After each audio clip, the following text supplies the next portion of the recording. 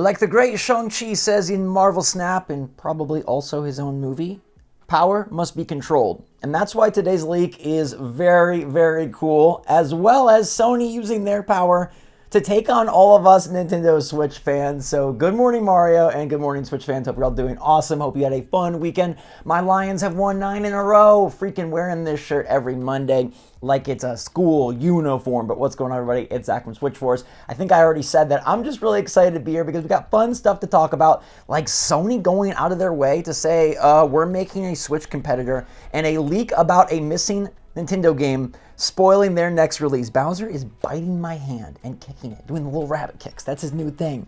You've learned a rabbit kick, my sweet boy and my sweet friends. Thanks for being here. Let's talk about Sony, who have come out and said, hey, we know Xbox is working on a handheld. We know Nintendo's handheld is super strong. Let's make our own handheld. According to Bloomberg, development of a new Sony handheld is in the early stages. They say it won't be ready for a couple of years, but it's very clear that everybody wants a piece of Nintendo's pie. How crazy that Nintendo changed the game industry once again. They've done it many times before, but after the Wii U, I don't think people thought Nintendo would change it this much so soon. Now, Sony is no stranger to handhelds, as they had a PSP and a PS Vita, and I'll go on record and say the Vita is super sweet. I love my Vita. It was the great indie machine before the Switch became the even greater indie machine. And all of these portable PCs and the Steam Deck and things like that, like, they owe a lot to the DSs, the Game Boys, and the PSPs and Vitas of the world. Just don't bring back UMDs. I freaking hated that. Although the PSP Go was a pretty sweet console. I'll definitely be excited to check out Xbox's version and Sony's version. It'll be interesting to see how they choose to compete graphically. We know Nintendo hasn't really prioritized power. It seems like that's something they're going to do with the Switch too. But I feel like Sony is going to be like, we are prioritizing power. We are going to make this thing look amazing, and it's going to be, if it's coming out in a few years, like, it'll be a portable PS5 by that point, because they'll be on like PS6, PS7, and they'll probably given us a PS5 in our hands. So it'll be interesting to see how Nintendo can like build a lead before then, what they do to change things. The next couple of years are going to be very interesting. I think this year has been quite boring, but maybe things are starting to heat up. I know, first of all, they're heating up with Black Friday, and my good friends at Lexar, with the best memory card available for your Nintendo Switch, have 49% off the Lexar Play Card. Click that link fast before they run out. This is the very best, safest, biggest, strongest memory card with improved speeds and amazing security. All your games, all your save data will be secure and stored, and you can swap it over to your Switch 2 when that eventually comes out. Every time you click the link, it helps support the channel, and it's a great gift to give somebody that already has Tears of the Kingdom, Mario Odyssey, and Super Mario RPG. But first, let's talk instead about something that is going down with Piggyback. Now, who the heck is Piggyback? You may ask yourself. It's a move that you might do with a friend, a family member, or a loved one. But Nintendo is teaming up with Piggyback on a Metroid Prime art book, a very gorgeous gathering of all sorts of art for Metroid Prime 1 through 3, a visual retrospective getting ready to launch next summer. Now, all of this is going to tie together at the end because this is very interesting. Think about Metroid Prime 4 being announced for 2025. Think about the website being updated and us maybe expecting some sort of possible new trailer soon. Think about this book, and now let's think about the leaker, Samus Hunter. I know, Samus Hunter at one point was like just knee deep in all sorts of everyone's hate lists. They had all sorts of crazy leaks. None of them seemed very accurate. They would guess a bunch of things, get a few right, and proclaim to be a hero, when in fact they seem to be just an absolute hermit. Now, instead, Samus Hunter has kind of rewritten the script with a couple of leaks lately that have proven to be pretty spot on. They've had some, I guess, retooling of their sources, retooling of their information, and maybe are only sharing things they are sure of because their tweet list has gotten far smaller and spread out compared to before. Now, most recently, Samus Hunter was in our news world because they posted a strange picture that we translated to Silksong and a Donkey Kong picture.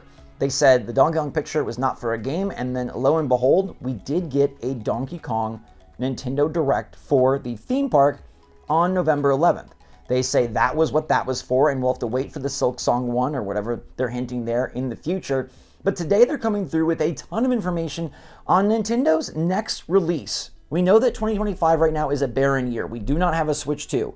We've got Donkey Kong Country Returns and Xenoblade Chronicles X. That's January and March, and nothing in between and nothing after. But now Samus Hunter is filling the gap and spoiling what they say is Nintendo's next release. They go on record commenting about this Piggyback and Nintendo Metroid Prime book, saying, "I'm looking forward to replay the entire trilogy on the Switch before that book releases. About Metroid Prime 2 Remastered, I can confirm what Jeff Grubb mentioned. It was planned as a standalone release, but got moved a couple of times and now is planned for early next year, likely between DKCR HD and Xenoblade X. It is very peculiar how Nintendo has handled the 3 games, with releases more than a year after their completion. In fact, they can release them whenever they want. Personally, I wouldn't rule out an announcement of them at TGA as timing would fit, but I have no information on that." Okay, there's still another tweet to go through, but let's break these down.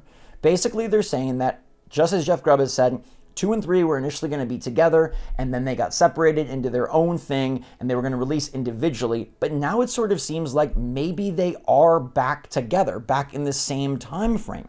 Now, they also are still going to be, as far as we know, slighter, lower lift remasters than what Metroid Prime 1 Remastered ended up being, which is probably the best looking game on Switch. But it's interesting how Nintendo has handled these, especially in alignment with the Metroid Prime 4 website update, with this book announcement that they could be ready for a reveal at the Game Awards as Nintendo's presence. We know oftentimes Keighley loves to have a Nintendo announcement as part of his show. No matter what you think of the show, we always got to keep our ears peeled in case there is Nintendo news. They did announce Breath of the Wild DLC there. They have made some smaller announcements. And a Metroid Prime 2 and 3 remastered announcement would really fit the bill, I think, of something cool for Nintendo fans, something Game Awards worthy, but not something like the Switch 2 or the next 3D Mario or the next Zelda game. Now, Samus Hunter, Bowser's over here gnawing on his own arm. Samus Hunter says, "So I knew that 2 and 3 had separated release times, but given how 2 got moved to 3's time slot, and for that one I haven't received any news, I think it is possible that they are going to handle them as separated releases on the eShop, but as one game physically, like Pikmin." Now, this would be very fitting for Nintendo and would fall in line with previously established GameCube patterns, where the games come out separate on the eShop, but they're released together as a physical cartridge that you can pick up in your Target, Walmart, Best Buy, or elsewhere. That's a great news update for those who want to make sure they have all of Metroid Prime in physical form on their Switch. And it's also great for everybody because getting both Metroid Prime 2 Remastered and 3 Remastered at the same time, on the same day, in the eShop, during February, probably on the same day as the Direct as a nice release, or maybe shortly before or after, would be a phenomenal fill-in between Donkey Kong and Xenoblade Chronicles X. It would also be the perfect lead-up to then release Metroid Prime 4 sometime in April, May, or June. And given that this book is coming summer 2025, it kind of makes sense that it would tie into a summer release with Metroid Prime 4, and then fans who are nostalgic could pick up this art book. So a May release seems like it really could happen. And Nintendo using GameCube games to fill in the gaps amongst their release calendar makes a ton of sense.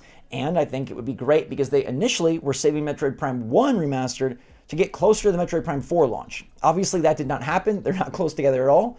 But now they still have 2 and 3.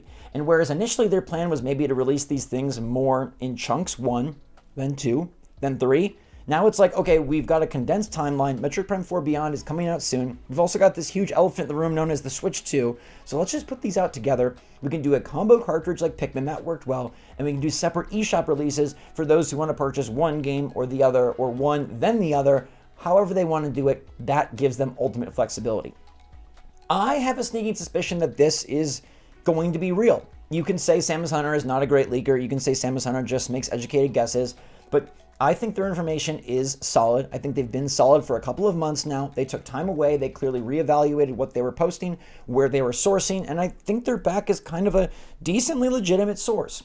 I feel like this is going to happen, and it would make perfect sense why we have not yet heard about a February game, but we have a January and March.